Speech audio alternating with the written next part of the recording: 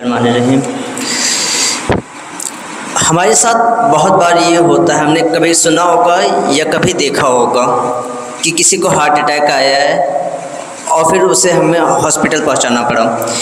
तो किसी के साथ कोई भी हादसा पेश आ जाए और एम्बुलेंस आने से पहले तक हम क्या कर सकते हैं, तो इसमें इस टेक्निक को BLS कहते हैं, बेसिक लाइफ सेविंग स्किल्स। उसमें से एक पार्ट है CPR। तो आज हम उसी के बारे में बात करेंगे, CPR। तो CPR कहते हैं, इसका फुल फॉर्म होता है cardio pulmonary resuscitation. Cardio medical word है जो कि हमारे दिल के लिए इस्तेमाल होता है। तो दिल, पहला हिस्सा कार्डियो दिल को रेफ़र कर रहा है, और दूसरा जो पल्मोनरी है वो हमारे लंग्स को यानी हमारे फेफड़ों को रेफ़र कर रहा है। और रिसक्सिटेशन कहते हैं किसी चीज़ को बचा लेना या किसी की जान बचा लेना। तो जब इंसान का दिल और वो सांस ना ले पाए, जब उसका दिल बंद हो जाए और वो सांस ना ले पाए और अभी तक एम्बुलेंस या डॉक्टर नहीं आए हैं, उस दरमियान में वो जो टाइम पीरियड है उसमें हमें क्या करना चाहिए और उसमें हम उस शख्स की जान कैसे बचा सकते हैं, इस टेक्निक को CPR कहते हैं। तो CPR कब करना चाहिए, सबसे पहला सवाल है। तो इसका जवाब जैसे मैंने अभी बताया कि जब इंसान की धड़कनें रुक जाएं और जब वो सांस ना ले रहा हो तो हम CPR देते हैं। अमूमन ये होता है उन पेशेंट्स में जिनको हार्ट अटैक आ जाए, या फिर किसी को अगर बिजली का झटका लग गया हो, या फिर अगर कोई शख्स पानी में डूब रहा था और उसे बाहर निकाला गया। तो इस तरीके से इस सिचुएशन में अगर कोई आदमी फंस गया है तो उसे हम CPR देंगे। CPR कौन दे सकता है, कौन कौन इसको देने के लिए क्वालिफाइड है, किस किस के पास। तो हालांकि इसकी ट्रेनिंग होती है, एक प्रॉपर ट्रेनिंग होती है, उसका लाइसेंस एग्ज़ाम भी होता है, और इसके लाइसेंस एग्ज़ाम की फ़ीस होती है और वो 2 साल तक वैलिड रहता है। 2 साल बाद वो लाइसेंस एक्सपायर हो जाता है और 2 साल बाद आपको दोबारा एग्ज़ाम देना पड़ेगा।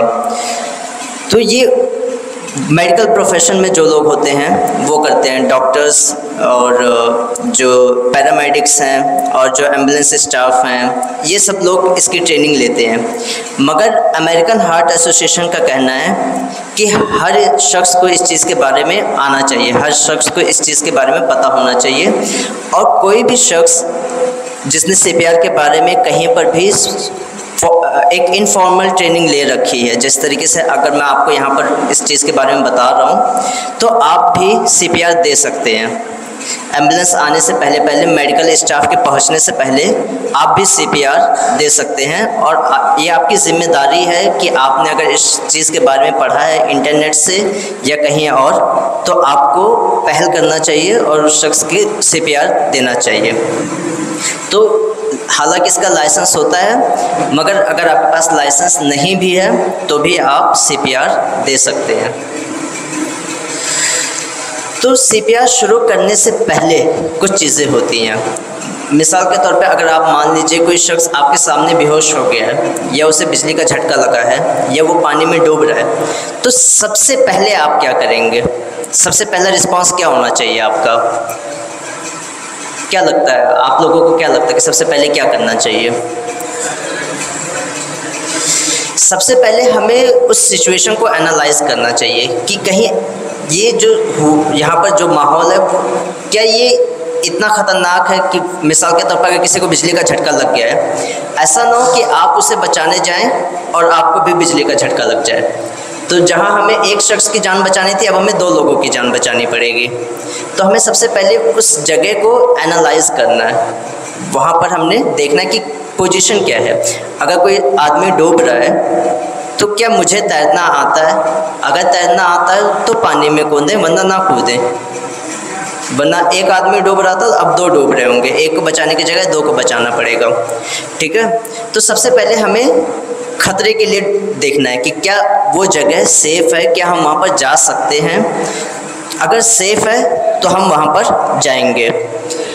उसके बाद जो दूसरा अहम चीज़ है वो है उस शख्स की पोजीशन क्या है, क्या वो होश में है या अपने होश खो चुका है। तो अक्सर हम क्या करते हैं, इस तरीके से उसके शोल्डर पर, ठीक है, टैप करेंगे और उसे जगाने की कोशिश करेंगे कि क्या आप ठीक हैं, क्या आप बोल सकते हैं, क्या आप मुझे सुन सकते हैं। तो वो शख्स कुछ ना कुछ रिप्लाई करेगा। अब अगर वो शख्स कोई जवाब नहीं दे रहा है और आपने देखा कि उसकी सांसें नहीं चल रही हैं, तो हम तीसरा काम करेंगे, लोकल इमरजेंसी नंबर को कॉल करेंगे, जो कि नेपाल में लोकल इमरजेंसी नंबर है 112। अगर हम एक शख्स बेहोश पड़ा है और हम 2 लोग हैं, तो एक शख्स एम्बुलेंस को कॉल करेगा और दूसरा CPR शुरू करेगा। और अगर हम 3 लोग हैं तो एक इमरजेंसी नंबर को कॉल करेगा, दूसरा बाहर जाकर मदद के लिए बुलाना चाहेगा अगर हमारे पास गाड़ी है जिससे हम उसे ले जा सकते हैं एम्बुलेंस हॉस्पिटल तक, तो वो इंतज़ाम करेगा। अगर कोई शख्स अकेला है तो वो अपना मोबाइल निकालेगा, 112 इमरजेंसी नंबर डायल करेगा, फ़ोन को स्पीकर पे लगाएगा और CPR देना शुरू कर देगा। ठीक है, तो ये वो चीज़ें हैं जो हमने CPR देने से पहले करनी है। अगर एक शख्स अकेला है तो फ़ोन स्पीकर पे लगाकर और आप उससे एम्बुलेंस को इत्तला भी करेंगे और उसी वक्त CPR भी देंगे। अगर 2 लोग हैं तो एक एम्बुलेंस को कॉल करेगा और दूसरा CPR देना शुरू कर देगा। तो CPR देने से पहले 3 अहम चीज़ें मैं एक बार दोबारा से रिपीट कर देता हूँ। इसको हम इस तरीके से याद करते हैं, DRS। D मतलब डेंजर, कोई ख़तरा है या नहीं है। R मतलब रिस्पॉन्स, कि क्या वो शख्स रिस्पॉन्स कर रहा है या नहीं हमारी बातों का, क्या वो सुन के जवाब दे पा रहा है या नहीं दे पा रहा है। और अगर वो जवाब नहीं दे रहा है तो, और जवाब दे रहा है तो भी, नहीं दे रहा तो भी एम्बुलेंस को बुलाएंगे। और अगर वो जवाब नहीं दे रहा है, बिल्कुल बेहोश है, सांसें नहीं चल रही हैं, तो हम CPR देना शुरू कर देंगे। तो CPR में 2 चीज़ें बहुत अहम हैं। एक को हम कहते हैं कंप्रेशन और दूसरा को हम कहते हैं ब्रीथिंग। मैं अभी वो आपको करके दिखाऊंगा कि कैसे करते हैं, उससे पहले मैं उसको थ्योरी में बता देता हूँ कि करना क्या होता है। तो कंप्रेशन जो है, ये जो असल चीज़ है इस पूरे ट्रेनिंग प्रोग्राम की, जो असल चीज़ है ना, वो कंप्रेशन में है। इनफैक्ट अमेरिकन हार्ट एसोसिएशन का ये कहना है कि अगर आपके पास फॉर्मल ट्रेनिंग नहीं है, लाइसेंस नहीं है CPR देने के लिए, और आप कुछ भी नहीं करते हैं, तो भी आपको कंप्रेशन करना आना चाहिए। तो कंप्रेशन क्या होता है, हम सीने पे रखकर दोनों हाथों से उस शख्स को दबाते हैं, उसके दिल को दबाते हैं, ताकि दिल जो है वो दोबारा से फंक्शन करना शुरू कर दे, दोबारा से खून को पंप करने लग जाए। तो इसमें भी अब कंप्रेशन में 3 चीज़ें जो हैं वो बहुत अहम हैं। पहली उसकी लोकेशन, कि कहाँ पर दबाना है। दूसरा है उसकी स्पीड, कितनी स्पीड पे करना है।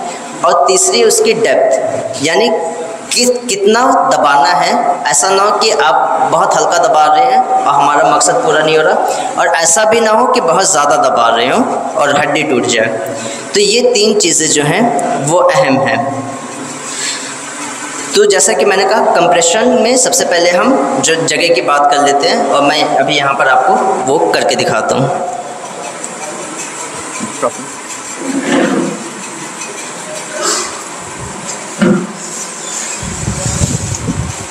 साइड में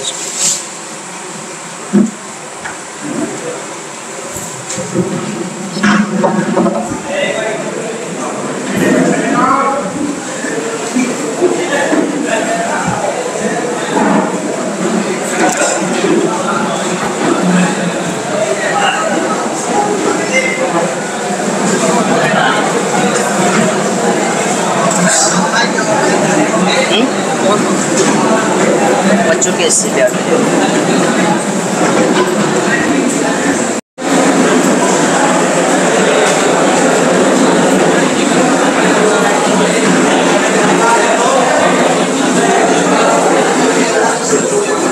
तो जैसा कि मैंने बताया कि इसमें 3 चीज़ें सबसे अहम हैं, जिसमें सबसे पहली चीज़ है लोकेशन, कि आपको कहाँ पर दबाना है। तो उसके लिए तुम डेमोन्स्ट्रेट करो मतलब जहाँ पर ये हमारा आप देखें, ये सीने की जो बीच वाली हड्डी है, ये हड्डी जहाँ पर ख़त्म हो रही है, और हमारा ये जो रिबकेज है वो यहाँ से दो हिस्सों में डिवाइड हो रहा है। तो यहाँ पर आप हाथ रखें जहाँ पर ख़त्म हो रही है, वहाँ से 2 उंगली ऊपर जाकर यहाँ बिल्कुल सेंटर में यहाँ पर दबाना है, ठीक है। और दबाने की टेक्निक क्या होगी, अगर आप राइट हैंडेड हैं, अगर आप अपने दाहिने हाथ का ज़्यादा इस्तेमाल करते हैं तो दाहिना हाथ नीचे रखें, ठीक है, बिल्कुल सेंटर में रखना है। अक्सर लोग गलती क्या करते हैं कि वो सोचते हैं कि दिल हमारा बाएं तरफ है, और क्योंकि हम दिल को दबा रहे हैं इसलिए वो बाईं तरफ जाकर कंप्रेशन शुरू करते हैं। तो इससे होता ये है कि ये फेफड़े जो हमारी हड्डियां हैं ये टूट जाती हैं। बाईं तरफ या दाईं तरफ नहीं दबाना है, हमें बिल्कुल सेंटर में रह के दबाना है। और दबाने के लिए हमें हथेली के इस हिस्से का यूज़ करना है। ये हाथ और पंजा नहीं इस्तेमाल करना है, बल्कि ये यूज़ करना है। और अगर आप दाहिने हैं, मतलब आप राइटी हैं, अपने दाहिने हाथ का ज़्यादा इस्तेमाल करते हैं, तो दाहिना हाथ नीचे रखें और बायां हाथ उसके ऊपर रखें, इस तरीके से पंजा बना लें, ठीक है। और फिर ये जो हाथ है आपका बिल्कुल सीधा होना चाहिए, बिल्कुल सीधा, इसमें कोई भी टेढ़ापन नहीं होना चाहिए। CPR की जो असल टेक्निक है वो यही है, यहीं पर गलती, अगर आपका हाथ इस तरीके से मुड़ा हुआ होगा तो आप ताकत नहीं लगा पाएंगे, जितनी ताकत की ज़रूरत है वो आप नहीं इस्तेमाल कर पाएंगे। तो हाथ पूरा सीधा होना चाहिए। हाथ पूरा सीधा होगा तो एनर्जी कहाँ से आएगी, ये आपके शोल्डर और बैक से। तो इस तरीके से ये बिल्कुल स्ट्रेट, और इस तरीके से पूरा बॉडी का वेट, पूरी बॉडी का वेट आपने इसके ऊपर डाल देना है। अगर आप इस तरीके से करेंगे तो ये सही होगा। तो पहली चीज़ क्या थी, लोकेशन। तो एक बार हम दोबारा से रिवाइज करते हैं। लोकेशन क्या होना चाहिए, ये जो हमारी बीच की हड्डी है बाईं तरफ बिल्कुल भी नहीं करना है। जो CPR करते वक्त अक्सर लोग हड्डियाँ तोड़ देते हैं, वो यही गलती करते हैं। तो हमें सेंटर में रहना है, हथेली के इस पार्ट का यूज़ करना है बिल्कुल आखिरी, और हाथ बिल्कुल सीधा होना चाहिए। अगर राइटी है तो दाहिना हाथ नीचे, अगर लेफ्टी है तो बायां हाथ नीचे, और फिर हमें दबाना शुरू करना है। कितनी स्पीड से दबाना है, कितने कंप्रेशंस करने हैं, एक सेकंड में 2 बार, मतलब बहुत धीरे भी नहीं करना है और बहुत ज़्यादा तेज़ भी नहीं करना है। 1 सेकंड में 2 बार, इस तरीके से 30 बार ये कंप्रेशंस करने हैं। तो इस तरीके से स्पीड में 30 बार करना है। और बेहतर है कि करते वक्त आप उसको गिने, 1 2 3 4 5 6 7 8 9 10 11 12, इस तरीके से 30 तक गिने। जब आपने 30 बार कर लिया, इसमें तीसरी चीज़ जो अहम है, पहली लोकेशन, दूसरी चीज़ जो अहम थी वो स्पीड, और तीसरी कितना दबाना है, ये भी एक अहम सवाल है। तो आप देखें कि ये जो आदमी, अगर मोटा आदमी है, ये इस हिस्से से हम इसको कंपेयर करेंगे, जितनी आपकी ये चौड़ाई है उसका 1/3 दबना चाहिए। तो अगर कोई शख्स मोटा है तो उसके लिए ज़्यादा दबाना पड़ेगा, और अगर कोई शख्स पतला दुबला है तो उसके लिए कम। आम तौर से आम आदमी के लिए अगर आप 5 से 6 सेंटीमीटर तक दबा रहे हैं तो बहुत अच्छी बात है। 5 से 6 मीटर कम से कम करना चाहिए एक आम आदमी के लिए। तो 3 चीज़ें हो गई, आपने 30 बार सीने को दबाया। उसके बाद क्या करेंगे, उसके बाद ये CPR का जो कंप्रेशन वाला हिस्सा था, जो मैंने कहा कि अगर आप सब कुछ भूल जाएं और आपको कुछ भी ना आता हो तो ये आना चाहिए। उसके बाद हम उसको सांस देंगे, इसे हम बोलते हैं रेस्क्यू ब्रीथिंग। वो मुझे दिखाने के लिए आप में से एक वॉलंटियर चाहिए, कोई आ सकता है आगे?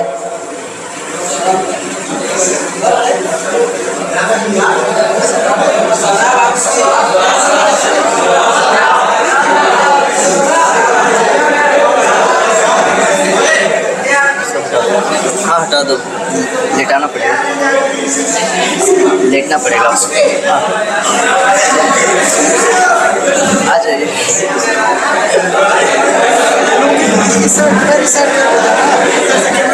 ठीक है, मसला नहीं, कोई मसला नहीं।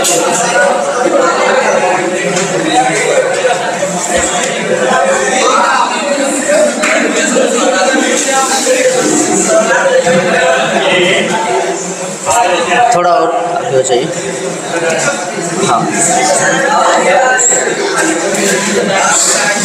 तो हमने 30 बार सीने को दबाया, उसके बाद हमें क्या करना है, रेस्क्यू ब्रीथिंग देनी है, सांस देनी है। तो उसके लिए सांस देने से पहले ज़रूरी है कि हम उसका जो हमारा जो नाक से जब सांस फेफड़ों तक जाती है उस रास्ते को क्लियर करना ज़रूरी है। अगर आदमी इस तरीके से लेटा हुआ है तो वो रास्ता क्लियर नहीं रहेगा। तो हमें इसकी 2 टेक्निक होती है। फिर से अगर आपको देखकर ये लग रहा है कि इसके पीछे यहाँ गर्दन पर कोई चोट नहीं लगी है, तो हम पहली टेक्निक का इस्तेमाल करेंगे जो मैं आपको करके दिखाऊंगा।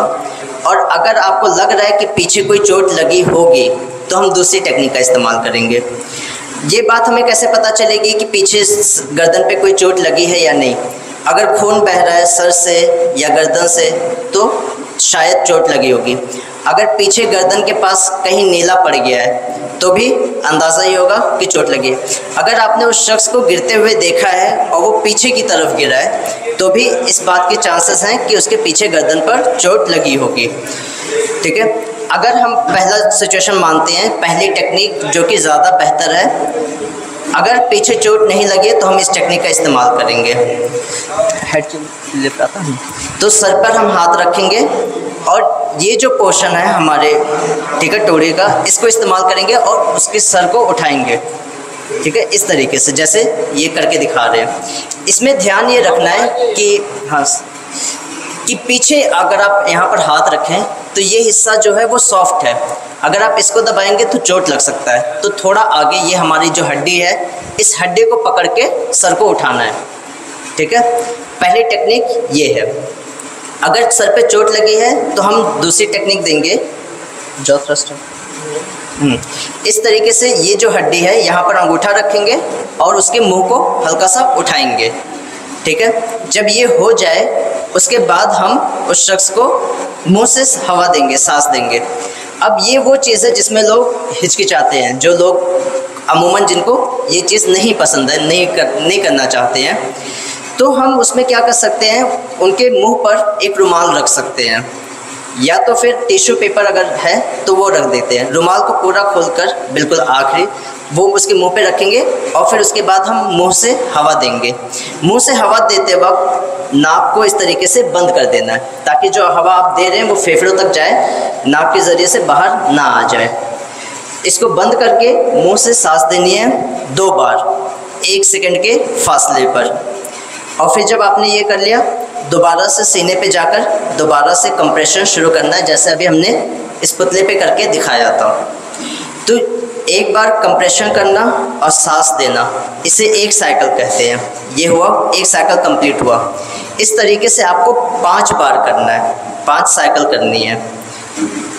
सीने को दबाना है और सांस देनी है 1 साइकिल, फिर दबाना है, फिर सांस देनी है 2 साइकिल, दबा के फिर सांस देनी है 3 साइकिल। इस तरीके से 5 साइकिल पूरी करनी है। अगर 5 साइकिल में आदमी को होश ना आए तो क्या करेंगे? तो अगर 2 लोग मौजूद हैं, जिस तरह अभी हम यहाँ पर 2 लोग मौजूद हैं और हम 2 लोग CPR दे रहे हैं, तो 5 साइकिल के बाद ये पीछे हट जाएंगे और मैं आगे आऊँगा और मैं CPR देना शुरू करूँगा। इसकी वजह क्या है? क्योंकि हम अपने शोल्डर और पीछे ये जो हमारा बैकबोन है, हम इसका इस्तेमाल कर रहे हैं दबाने के लिए और पूरी ताकत से दबा रहे हैं। तो 5 साइकिल के बाद आदमी थक जाता है, माने या ना माने वो शख्स थक जाता है, तो उसको पीछे हट जाना चाहिए और दूसरा शख्स आगे आए। अगर 3 लोग मौजूद हैं तो ये पहले 5 साइकिल करेंगे, फिर ये पीछे हटेंगे, मैं 5 बार करूँगा और फिर मैं पीछे हटूँगा और फिर तीसरा शख्स आगे आएगा, फिर वो 5 बार करेगा और इस तरीके से हम इसको रिपीट करते रहेंगे। अगर आदमी अकेला है वो और उसके पास कोई ऑप्शन नहीं है तो वो करता रहेगा। कब तक करते रहना है? या तो इस शख्स को होश आ जाए और ये सांस लेने लगे, या तो एम्बुलेंस और डॉक्टर या मेडिकल एक्सपर्ट आ जाए हमारे पास, या तो फिर ये कह लें कि आप मतलब बिल्कुल मायूस हो चुके हैं। आप आधे घंटे 40 मिनट से करे जा रहे हैं और इस शख्स का कोई रिस्पांस नहीं आ रहा है और आप बिल्कुल अब नाउम्मीद हो चुके हैं, तो आप CPR देना छोड़ देंगे। तो 3 में से कोई एक चीज़ होनी चाहिए, या तो एम्बुलेंस, या तो इस शख्स को होश आ जाए या एम्बुलेंस आ जाए, या आप मतलब बिल्कुल आप इंतहा तक पहुंच चुके हैं और अब आप थक चुके हैं, अब आप इससे ज़्यादा नहीं कर सकते हैं तो छोड़ दें। अब अहम चीज़ ये है कि मान लीजिए इस शख्स को होश आ जाता है तो क्या करेंगे? तो हम इस शख्स को रिकवरी पोजीशन पे डालेंगे। रिकवरी पोजीशन, तो हम ये हाथ उठाकर कान के नीचे रखेंगे इस तरीके से और इस शख्स को पलट देंगे और पैर जो हाथ उठाया है इस उधर हो जाए, थोड़ा नहीं आप पूरा उधर हो जाइए, हाँ हाँ, इस तरीके से कन्वर्ट करेंगे और पैर को उठाकर यहाँ पर लाकर रख देंगे। ठीक है, इस तरीके से इनको लिटा देंगे। अगर वो शख्स सांस लेने लगे तो इसको बोलते हैं रिकवरी पोजीशन। अगर कोई शख्स डूब गया है, उसकी सांसें चल रही हैं, तो उसको भी इसी तरीके से लिटाया जाएगा। और अगर किसी शख्स को एपिलेप्टिक अटैक यानी कि जिसे हमारे यहाँ पर मिर्गी का दौरा कहते हैं, अगर उसको ये पड़ गया है तो भी हम उसको इसी तरीके से लिटा देंगे। हमारे यहाँ पर जो चीज़ मशहूर है कि मिर्गी का दौरा पड़ जाए तो चमड़े का चप्पल सुंघा देते हैं, उससे कुछ नहीं होता है। मिर्गी का दौरा अमूमन मतलब 2 से 4 मिनट में अपने आप हट जाता है। तो जब तक लोग चप्पल पर ढूंढ के लाते सुखाते तब तक आदमी अपने आप ठीक हो जाता है, उसमें चप्पल का कोई कमाल नहीं है। मगर जब मिर्गी का दौरा पड़ता है तो हम उस शख्स को इस तरीके से क्यों लिटाते हैं? इसकी वजह यह है कि जब आदमी बेहोश होता है तो हमारी जो जीभ है वो पीछे की तरफ गिर जाती है और जो हमारी ये जो विंड पाइप है जहाँ से हम सांस लेते हैं उसके ऊपर जाकर उसको ब्लॉक कर देती है। तो अब जब आदमी सांस ले रहा है तो हवा फेफड़ों तक नहीं पहुँच रही है। तो जब आदमी मिर्गी का दौरा जिसको पड़ता है वो अपना कंट्रोल अपनी बॉडी से खो देता है और सबसे बड़ा खतरा यही रहता है कि उसकी जो जीभ है वो पीछे जाकर उसके विंड पाइप को ब्लॉक ना कर दे। तो उस चीज़ को हम बचाने के लिए इस तरीके से रिकवरी पोजीशन पे डालते हैं। अगर कोई आदमी डूब रहा है, आपने उसे बाहर निकाला, उसकी सांसें चल रही हैं, तो रिकवरी पोजीशन पे डाल दें। आपने CPR दिया, उसके बाद उसे होश आ गया, उसको रिकवरी पोजीशन पे डाल दें। किसी को मिर्गी का दौरा आया है तो उसे भी रिकवरी पोजीशन पर डाल दें। तो ये है CPR में 2 चीज़ें, एक बार दोबारा करके देखो। ये हाथ यहाँ गर्दन के पीछे ठीक है रखना है और इस शख्स को पलट देना, लेटा करवट कर देना है और पैर उठाकर इस तरीके से मोड़कर आगे कर देनी है। ठीक है, इसको बोलते हैं रिकवरी पोजीशन। ठीक है, तो इस तरीके से आपका जो CPR है वो मुकम्मल हो जाएगा। दोबारा से CPR में 3 चीज़ें अहम हैं। CPR करने से पहले, CPR करते वक्त और CPR के बाद। करने से पहले क्या 3 चीज़ें हैं? DRS, सबसे पहले डेंजर, खतरे को देखें, उसके बाद उस शख्स के पास जाएं। दूसरा रिस्पांस चेक करें, रिस्पांस चेक शोल्डर टैप करके इस तरीके से। ठीक है, क्या आप होश में हैं? क्या आप मेरी बात सुन सकते हैं? क्या आप मुझे सुन सकते हैं? और अगर वो शख्स कुछ नहीं सुन रहा है तो तीसरा काम क्या करना है? एम्बुलेंस को कॉल करना है। 2 लोग होंगे तो एक आदमी एम्बुलेंस को कॉल करेगा, दूसरा CPR देना शुरू कर देगा। अगर अकेले हैं तो मोबाइल निकाल कर एम्बुलेंस को कॉल करेंगे और फ़ोन लाउड स्पीकर पे रखकर CPR देना शुरू कर देंगे। अब CPR के दौरान 2 चीज़ें अहम हैं, कंप्रेशन और ब्रीथिंग, सांस देना। तो सीने को दबाना, उसकी पोजीशन जैसा हमने बताया, जहाँ पर देखिए ये हड्डी ख़त्म हो रही है, उसके 2 उंगली नापें आप अपने हाथ से और हाथ इस तरीके से बिल्कुल सेंटर पे रखकर। और अगर आप दाहिने हाथ राइट हैंडेड हैं, दाहिने हाथ का ज़्यादा इस्तेमाल करते हैं, तो दाहिना हाथ नीचे होगा, बायां हाथ ऊपर होगा, ये हाथ पूरा स्ट्रेट होगा और ताकत आपके शोल्डर और आपके पीठ से आएगी और पूरा उस शख्स को इस तरीके से दबाना है। हाथ अगर आप मोड़ेंगे तो पूरी ताकत जो है वो इस शख्स पे नहीं जाएगी, आपका पूरा वज़न जो है वो वहाँ तक नहीं जाएगा। और CPR का जो अहम पोर्शन है जो हर किसी को आना चाहिए, अगर आपके पास लाइसेंस नहीं भी है तो भी आपको कम से कम इतनी चीज़ें आनी चाहिए, और यही वो चीज़ है जो लोग गलत कर देते हैं। तो इसको ध्यान रखें, जगह और आपके हाथ कैसे हैं वो। दूसरी चीज़, कितनी स्पीड से करनी है? 1 सेकंड में 2 बार। कितनी बार करना है? 30 बार। कितना ज़्यादा दबाना है? ये जो आपका जितनी चौड़ाई है उसका 1/3 हिस्सा। यानी कि आम शख्स के लिए यहाँ पर जितने लोग मौजूद हैं 5 से 6 सेंटीमीटर, ठीक है। और उसके बाद हम जिस तरीके से मैंने बताया है, दोबारा सर उठाकर, ठीक है, पहले एयरवे सही करेंगे, उसके बाद फिर नाक बंद करेंगे और मुंह पे रुमाल रखकर मुंह से सांस देंगे, ठीक है। इस तरीके से कितने 5 साइकिल करने हैं। कब तक करने हैं? जब तक उस शख्स को होश ना आ जाए, जब तक एम्बुलेंस ना आ जाए, या यूँ कह लें कि आप बिल्कुल नाउम्मीद हो चुके हैं। अब अगर ये शख्स होश में आ जाता है तो सीपीआर के बाद क्या करेंगे, हम रिकवरी पोजीशन पर डाल देंगे। रिकवरी पोजीशन और किन चीज़ों के लिए इस्तेमाल हो सकता है? किसी को अगर मिर्गी का दौरा पड़ गया है तो उसे रिकवरी पोजीशन पर डालकर 2-4 मिनट तक इंतज़ार करें, जब तक डॉक्टर और हॉस्पिटल नहीं ले जा सकते तब तक। अगर कोई डूब गया है और आपने उसको पानी से बाहर निकाला, उसकी सांसें चल रही हैं, तो भी हम इसी तरीके से रिकवरी पोजीशन पे डाल देंगे, ठीक है। शुक्रिया। तो ये है सीपीआर। अब इसमें कुछ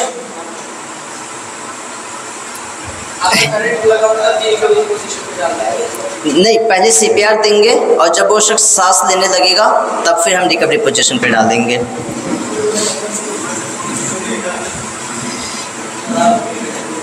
अब अगर कोई बच्चा है और अगर आप उसे दोनों हाथों से दबाएंगे तो उसकी हड्डी टूट जाएगी।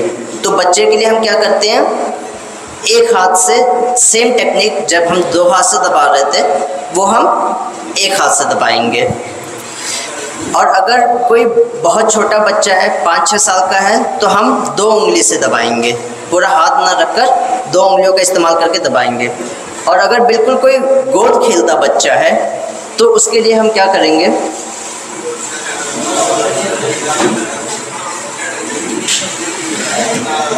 बिल्कुल गोद खेलता बच्चा है तो उसको हम इस तरीके से गोद में लेंगे और इस तरीके से दोनों अंगूठे का इस्तेमाल करके उसे दबाएंगे, ठीक है। जगह सबके लिए, लोकेशन सबके लिए सेम है। बीच की हड्डी जहाँ पर हड्डियाँ ख़त्म हो रही उससे 2 उंगली ऊपर। अब ये तो हो गया एक एडल्ट के लिए जिस तरीके से हम सब हैं। फिर उसके बाद मैंने बताया बच्चे के लिए 1 हाथ, और 5-6 साल का बच्चा है तो 2 उंगली, और गोद में खेलता बच्चा है तो दोनों अंगूठे से। अब अगर कोई औरत है और वो प्रेग्नेंट है 5 महीने 6 महीने, और उस टाइम पे आप क्या करेंगे, उस टाइम पे अगर आप इस तरीके से दबाएंगे तो बच्चे के लिए और माँ के लिए वो सेफ़ नहीं होगा। तो उसके लिए हम क्या करते हैं, पीछे तकिया रखकर उनको इस तरीके से लिटा देंगे बाएं तरफ को। और फिर हम आम आदमी के लिए क्या कर रहे हैं, जहाँ पर हड्डी ख़त्म हो रही है उससे 2 उंगली ऊपर। मगर अगर कोई प्रेग्नेंट औरत है तो उसके लिए और ऊपर जाकर इस तरीके से साइड में लिटाकर, इस तरीके से पीछे तकिया रखकर या कोई चीज़ सपोर्ट देकर इस तरीके से लिटाकर और सीपीआर शुरू करना है। सेम तरीका वही रहेगा, बस थोड़ा सा साइड में लिटाना है बाएं तरफ, थोड़ा सा ऊपर, और जिस तरीके से हमने अभी सीखा है उस तरीके से सीपीआर देना है। तो ये इस तरीके से हमारा जो बेसिक लाइफ सेविंग स्किल्स का जो एक हिस्सा है सीपीआर वो मुकम्मल होता है। तो अगर आप लोगों को कोई चीज़ नहीं समझ में आ रही है और कोई सवाल है तो वो पूछ लीजिए। और अगर आप चाहते हैं कि एक बार दोबारा से सारी चीज़ें मैं बहुत समराइज़ कर दूं, बहुत छोटे में बता दूं, तो मैं वो भी कर दूंगा। अगर पहले आप लोगों को कोई सवाल है तो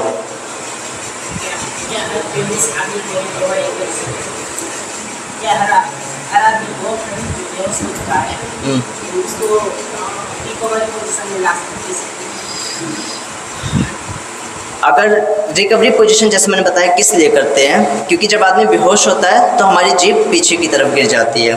तो अगर आदमी बेहोश हुआ है, किसी भी जैसे कभी कभी कमज़ोरी होती है उस पे बाद भी आदमी बेहोश हो जाता है और गिर जाता है, तो उसके लिए भी हम रिकवरी पोजीशन करेंगे। मगर ये जो सीपीआर है, जैसा मैंने स्टार्टिंग में बताया, सीपीआर कब देते हैं, जब आदमी की धड़कनें रुक चुकी हैं और सांस नहीं चल रही है, तो हम सीपीआर देना शुरू करेंगे। और धड़कनें रुकी हैं वो कैसे पता चलेगा, उसके लिए हम उसके पल्स चेक करेंगे। तो यहाँ पर गर्दन में ये जो नस है इसको, और सांस रुकी है, इसकी एक टेक्निक होती है, इसे हम कहते हैं लुक, लिसन और फील।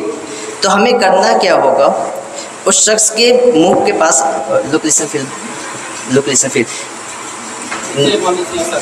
हाँ, मान लीजिए ये सर है, तो वहाँ पर आप जाकर अपना कान उसके सर के पास रखेंगे और इधर आप सीने की तरफ देखेंगे। जब आदमी सांस लेता है तो सीना ऊपर नीचे होता है या पेट ऊपर नीचे होता है। अगर दोनों बिल्कुल स्थिर है और दोनों में कोई मूवमेंट नहीं है तो मतलब आदमी सांस नहीं ले पा रहा है।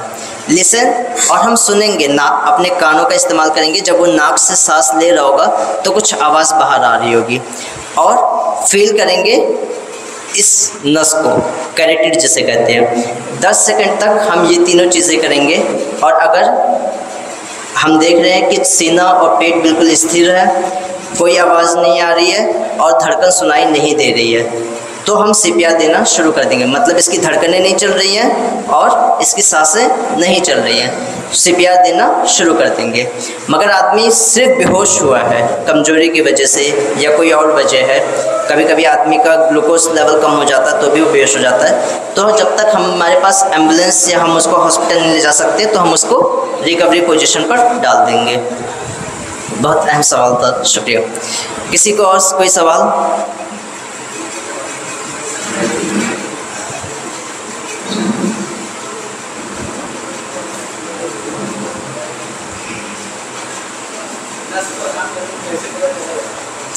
आप यहाँ पर हाथ रखें, आपको फील होगा जिस तरीके से हाथ पे नस फील करते हैं तो उस तरीके से यहाँ पर की भी नसें, धड़कनें जो हैं वो सुनाई देती हैं। तो वैसे हाथ पे भी तो सुनाई देता है, दिल की भी धड़कनें सुनाई देती हैं, मगर जब आदमी मतलब बेहोश हो जाता है तो ये वाले जो हैं ये सबसे अहम हैं, इसलिए इसको फील करते हैं। हालांकि आप दिल पे हाथ रख के धड़कनें भी सुन सकते हैं, कोई मसला नहीं है।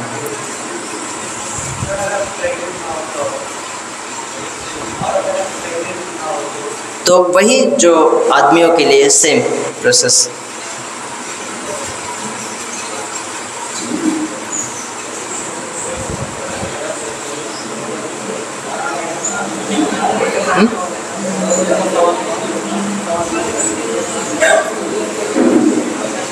हेमलिक्स मैनूवर करूँ कि हेमलिक्स मैनूवर करूँ कि सबसे क्या? और कोई सवाल?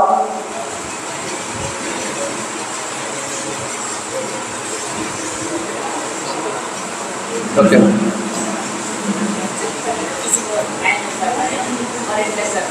क्या चीज़? जी।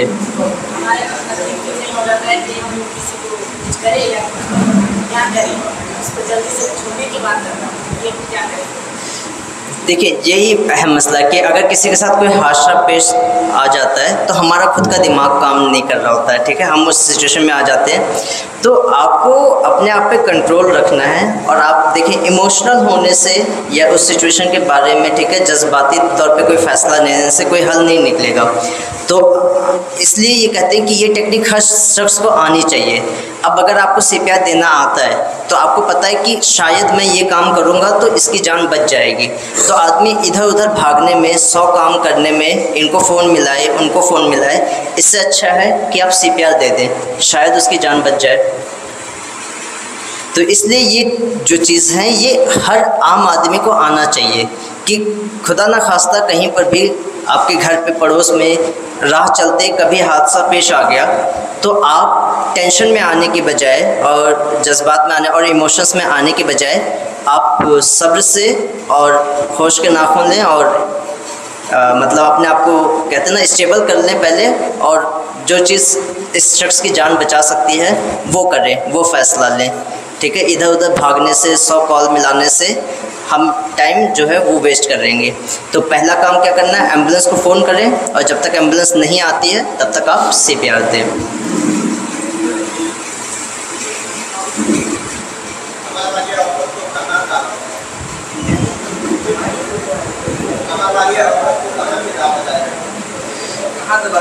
ऊपर और इस तरीके से पीछे तकिया या कोई भी चीज़ जो भी आपको मिले वो पीछे रख दें ताकि वो इस तरीके से टेढ़ी हो जाए। अगर पोजीशन को रखने के बाद तो अगर मरीज पानी मांग रहा है, पहली बात तो रिकवरी पोजीशन में लाने के बाद होश में नहीं, जब वो होश में आ जाए तो रिकवरी पोजीशन में डालें, ठीक है। हाँ, अगर फिर उसके बाद वो शख्स बात कर सकता है और पानी मांग रहा है तो आप पानी दे दें, एम्बुलेंस के आने तक इस तरीके से रखें। अब अगर वो शख्स होश में आ गया है और मतलब आप देख रहे हैं कि मतलब वो आपसे बात कर सकता है, चल फिर सकता है, इस पोजीशन में है, तो आपका काम ख़त्म हो गया। अब आप उसे, ठीक है, हाँ, आपकी जो जिम्मेदारी थी वो पूरी हो गई। अब वो शख्स होश में आ गया, बात कर सकता है, चल फिर सकता है, तो फिर हाँ, अब वो उसको करंट लग गया या फिर नदी में डूब रहा था पानी में, या फिर और क्या कहते हैं उसका सांस रुक गया, तब उसको सीपीआर देंगे उसको शायद पोजीशन डालेंगे जी। तो अगर वो क्या कहते हैं उसका सर चकरा गया, चक्कर की वजह से वो बेहोश हो गया है और उसकी सांस भी चल रही है, तो क्या उसमें पानी छिड़क करके नहीं हो? जी जी, वो सारी चीज़ें हैं कि पानी छिड़कें, और अगर मतलब ग्लूकोज कम हो गया है तो कुछ मीठा खिला दें, और या अगर धूप में खड़े होने की वजह से हुआ है तो उसे छांव में लाएं, उसके ऊपर ठंडा पानी डाल दें। वो सारी चीज़ें अहम हैं। मगर रिकवरी पोजीशन हम इसलिए करते हैं क्योंकि जैसे मैंने बताया, जब अगर आदमी बेहोश होगा तो जेब पीछे की तरफ चली जाएगी, तो वो ना हो, उसको बचाने के लिए हम ये रिकवरी पोजीशन करते हैं। तो नहीं, अगर आदमी होश में है, उसकी सांसें चल रही है, उसकी धड़कन चल रही है, तो सीपीआर नहीं देंगे। सीपीआर जब सांस नहीं चल रही है और धड़कन नहीं चल रही है तो सीपीआर देंगे। ये मसला तो हुआ कि अगर कोई होश है या होश में नहीं है जी, तो उसको सीपीआर दिया जाएगा, लेकिन अगर कोई आम इंसान उनसे अटैक करता है तो वो तड़पता है, तो उस सिचुएशन में कैसे? वो फिर वो आम आदमी के लिए नहीं है, फिर वो मेडिकल लाइन के लिए, फिर आपको उसको दवा देकर ही ट्रीट करना पड़ेगा, और उसकी दवाइयाँ हैं, तो वो मतलब एक आम आदमी के लिए हाँ। मेडिकल में ले जाने के लिए कुछ वक्त लगेगा या एम्बुलेंस वाले में टाइम लगेगा? तो नहीं, उसके लिए मतलब देखिए दवाइयाँ हैं, मगर वो मतलब मेडिकल स्टाफ के लिए ही है, मेडिकल्स और पैरामेडिक्स के लिए ही हैं। वो आम आदमी फिर उसमें आप कुछ नहीं कर सकते हैं, आप एम्बुलेंस में और उनको हॉस्पिटल ही लेके जाएं, क्योंकि इस तरीके की दवाइयाँ वैसे भी घर पे या सड़क पे कहीं मौजूद भी नहीं होंगी। तो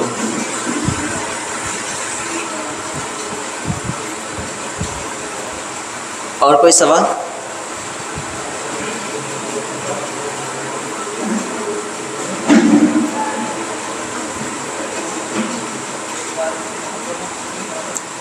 ज़ाकल्लाह। क्या चीज़? नहीं सुन, समराइज़ कर दूँ? अच्छा, तो देखें, सीपीआर से पहले कुछ चीज़ें होती हैं, सीपीआर के दौरान होती हैं और सीपीआर के बाद होती हैं। तो अगर कोई शख्स आपके सामने, ठीक है, डूब रहा है, बिजली का झटका XYZ कुछ भी हुआ है, तो हम सबसे पहले क्या करेंगे, उस सिचुएशन को एनालाइज करेंगे। ऐसा ना हो कि हम वहाँ पर जाएं और हम भी फंस जाएं। तो सबसे पहला स्टेप ये है। दूसरा स्टेप, या तो हम वहाँ पर जा सकते तो हम वहाँ पर गए, और अगर हम वहाँ पर नहीं जा सकते तो किसी तरीके से उस शख्स को बाहर निकालने के बाद क्या करेंगे, सबसे पहले उसके शोल्डर पे टैप करेंगे, क्या आप होश में हैं, नहीं हैं, क्या आप बात कर सकते हैं, नहीं कर सकते। अगर वो शख्स बात नहीं कर सकता आपसे तो हम चेक करेंगे कि उसकी धड़कन और उसकी सांसें चल रही हैं या नहीं। उसके लिए जैसे मैंने बताया क्या टेक्निक है, लुक, लिसन, फील। कान लगाएं और आप उसके सीने और पेट को देखें। अगर वो बिल्कुल स्थिर है मतलब वो सांस नहीं ले रहा है, अगर आवाज़ नहीं आ रही है तो मतलब सांस नहीं ले रहा है। और इस तरीके से आप पल्स को सुने, और अगर यहाँ पर धड़कनें नहीं सुनाई दे रही मतलब उसका दिल नहीं धड़क रहा है। तो ये चीज़ें आपने कर ली। उसके बाद आपको एम्बुलेंस को कॉल करना है। अगर 2 शख्स हैं तो एक एम्बुलेंस को कॉल करेगा, अगर आप अकेले हैं तो फ़ोन स्पीकर पे रखकर और सीपीआर शुरू कर देंगे। अब हम आए सीपीआर के दौरान। ये थी सीपीआर से पहले की चीज़ें। अब सीपीआर के दौरान, सीपीआर के दौरान दो चीज़ें हैं, चेस्ट कंप्रेशन और रेस्क्यू ब्रीथिंग, यानी सीने को दबाना और मुंह से सांस देना। सीने को दबाने में, और जैसे ये मैंने बताया कि ये सीपीआर का जो है वो बिल्कुल सेंटर पॉइंट है। अगर आपको कुछ भी नहीं आता है तो ये चीज़ें आनी चाहिए। तो उसकी 3 चीज़ें उसमें अहम हैं। लोकेशन, बिल्कुल ये जो बीच की हड्डी है जहाँ ये हड्डी ख़त्म हो रही है उससे 2 उंगली ऊपर, और हाथ का ये वाला पोर्शन जो हथेलियाँ हैं वो और उंगलियाँ वो नहीं, बिल्कुल जो आखिरी हिस्सा है उसको रखना है बिल्कुल बीचों बीच में। अगर आप दाहिने हाथ का इस्तेमाल ज़्यादा करते हैं तो दाहिना हाथ नीचे रहेगा, बाएं हाथ का ज़्यादा इस्तेमाल करते हैं तो बायां हाथ नीचे रहेगा, और हाथ ये जो बिल्कुल हमारा क्या होना चाहिए, सीधा होना चाहिए, और ताकत जो है वो बिल्कुल पीछे से आपके शोल्डर और ये पीठ से आनी चाहिए। और 30 बार हम उसको दबाएंगे। कितनी स्पीड में? 1 सेकंड में 2 बार। और कितना ज़्यादा दबाना है? ये जो हमारी चौड़ाई है उसका 1/3।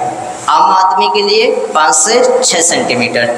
तो इस तरीके से आप 30 बार दबाएंगे और फिर 2 बार सांस देंगे, नाक बंद करके मुंह से सांस देंगे।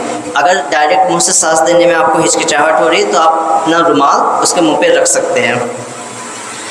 तो इस तरीके से आपका 1 साइकिल जो है वो मुकम्मल हो जाएगा।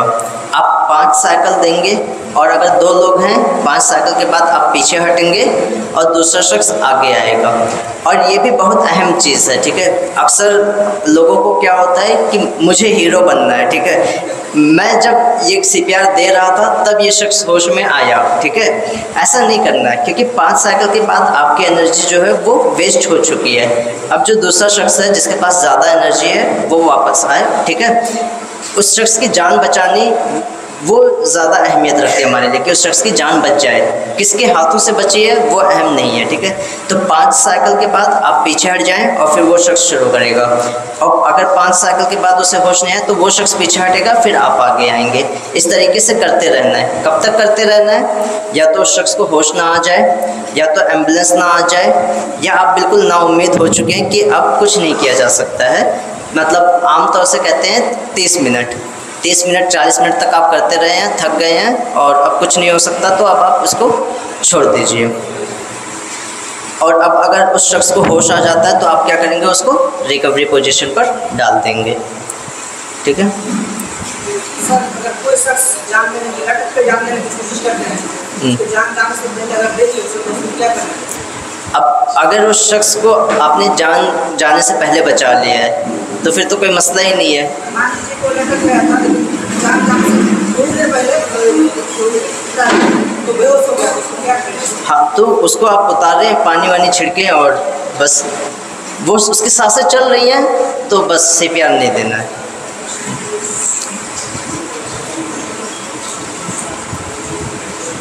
ओके, जज़ाकल्लाह। मशरबे मेहरो वफा है मसलके अहले हदीस, जादे सिद्क़ो सफ़ा है मसलके अहले हदीस।